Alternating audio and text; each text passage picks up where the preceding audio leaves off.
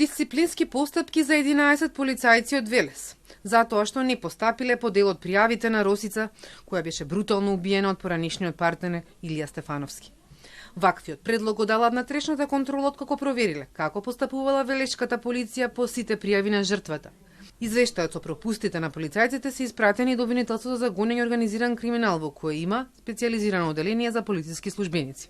Во најголемиот дел од случаите, полицијата постапила согласно законските процедури, зашто била поднесена и кривична пријава против пријавениот, која заврши со условна пресуда во судска постапка. Сепак, внатрешната контрола утврди дека во дел од претходните пријави на жртвата не било постапено целосно согласно законските обврски и процедурите. Конкретно за кои пријави станува збор, од МВР не открива. Медиумите изминатиот период објавуваа дека Росица поднела повеќе пријави против Стефановски. Дека ја кршал судската забрана за доближување и воспоставување контакт со неа.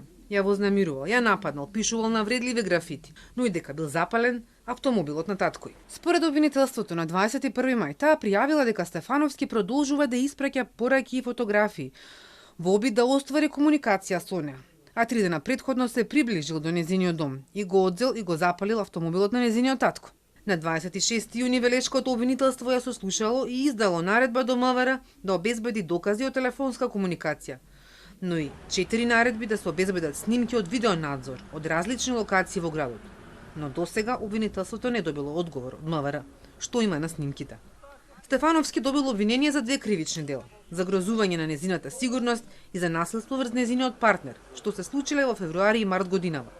10 септември велешкиот суд му пресудил условна казна. 5 дена подоцна Илија со нож избол Росица и незиниот татко, пошто си го одзел животот. Фемицидот на Росица предизвика реакции и протести, затоа што ги откри слабостите и непостапувањето на институциите кои треба да ги штитат жртвите.